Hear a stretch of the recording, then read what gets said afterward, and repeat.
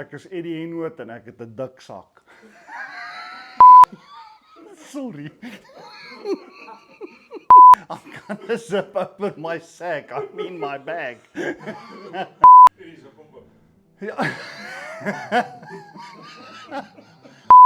I get a lot of questions, people asking me what is the necessary stuff to have for the SAPRAF PRS type style shooting. With me being in the scope industry, I get these questions a lot. A lot of people want to join in the activity. Just know that they're all a bunch of people that will always help. So I'm going to take you in my shooting bag.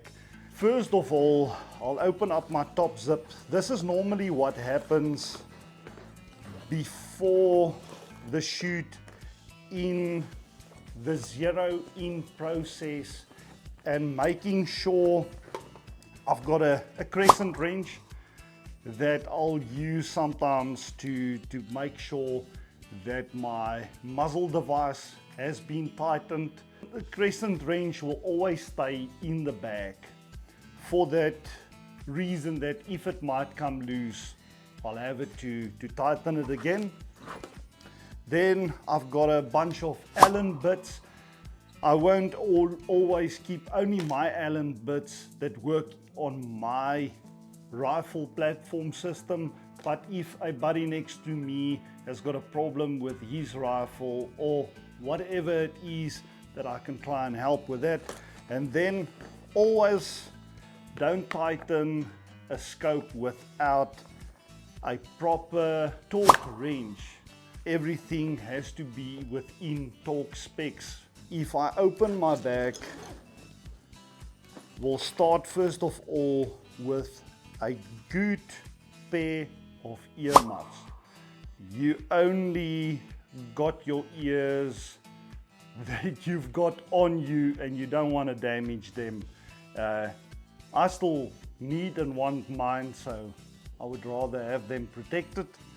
Then a good set of binos. Binos is the thing that you work with the most. You call misses and impacts for other people as well with your set of binos, and you'll also range the distances and also figure out what the environment is like, what mirage is doing, what wind direction is coming from. Everything you do basically comes from your binos, so get a good pair of binos and something that can range to an accurate distance. That's also something that is very critical. If you don't have a good bino system or something that you can range accurate, luckily I would say 98% of the matches, all distances is correct. So at least just as a start, get a good pair of binos if you don't have the amount of money to buy a decent range-finding bino. Then we go to one of the most critical pieces of equipment for SAPRAF PRS type style shooting, is this shooting bag. I prefer the Armageddon mediums.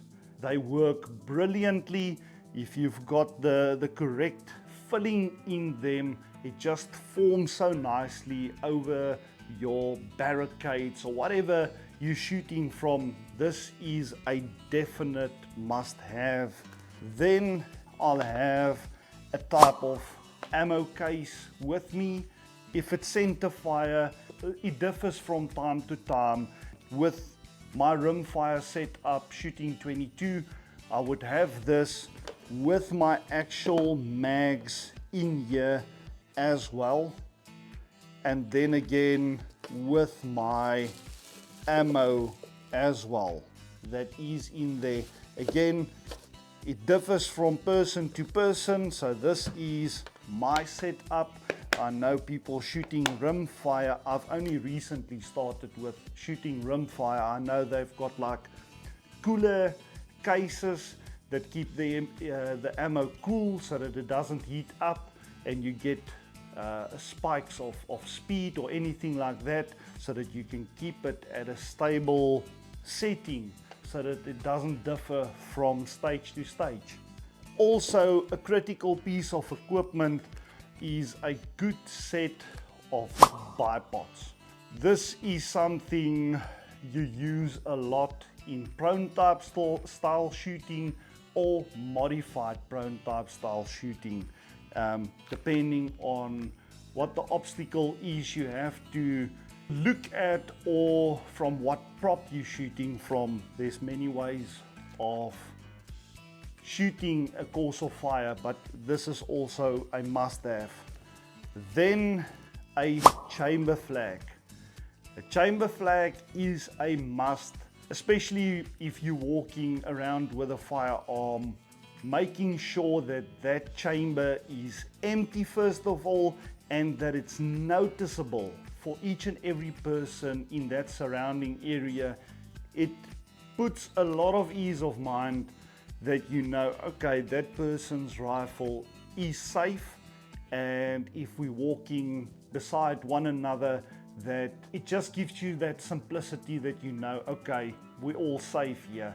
Although we do go and walk within normal standards, always muzzle facing up, that you don't point somebody, because in South Africa we've got a law saying that you don't point a firearm at something or someone which you do not wish to destroy.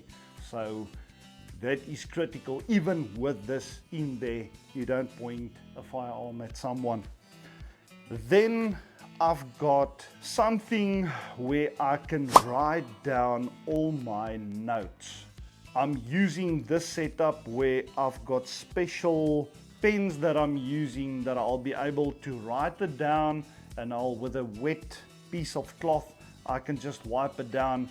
I always have white gold on me. I think that is the premium product that each and every person should have, but I'll get to that just now. Then a Kestrel or some sort of way to get a typical idea of what the wind speed is like, and a ballistic solver. Plenty of ballistic solvers out there, so it's not necessarily that you have to have a Kestrel. I know these devices are quite expensive, but if you've got some of the older Straylock apps on your phone or whatever it might be, that will work perfectly as well. And if you know how to read the wind, or we call it not reading the wind, guessing the wind, because the more you practice, the luckier you get. You'll never get that exactly right, or I haven't found the person that has always gotten that right yet. Something I've recently found that works very well, and especially in rainy conditions, because in South Africa we shoot in the rain. Our law states that you can shoot in the rain as long as it's safe and as long as there's no thunder involved. The time when I did my RO course or range officer course, it was also said that they actually are trying to, I wouldn't say enforce you, but they're trying to say, hey, please go and shoot in the rain, because you might get that environment, and rather train and work in that environment, not having that to be a difficult way in the weather of shooting. So in SAPRAF PRS type style shooting, we shoot a lot in the rain, and this wolf box jet fan, it shouldn't, or it doesn't need to be the wolf box in particular, but the jet fans work brilliantly for that application where your optic has got water in it, or your action has got water in it, and also for dust. I've seen it plenty of time where there's dust on your optic as well. You can take this and you can just like blow it off. This works brilliantly. Just remember to switch it off. Sometimes I've carried my bag and you'll hear this whistle and I know, okay, I forgot to switch it completely off. So it's always a good thing to have that. And then talking of rain, I've got a little pouch that has got a rain bag for two type applications. I've got one that acts as a dust cover and a rain shield for my rifle. And then I'll always have a handy dandy rain cover for myself as well that I'll always have in my bag. This is very necessary to have. Sometimes in South Africa we can have that 4-season type weather where in the morning it's sunshine and roses, and then all of a sudden the weather picks up and it starts to rain. Especially in Cape Town, this is a must-have. Earlier on I was talking of white gold as well. Sometimes it works for wiping down my turret, sometimes it will work for wiping off my scope or my optic, or if there is somebody that needs to go to do something, well, white gold is something you need to have. This is, and I've seen it in my life, the most valuable asset that you can have, white gold. So yeah, that's a quick overview of what I've got in my shooting bag.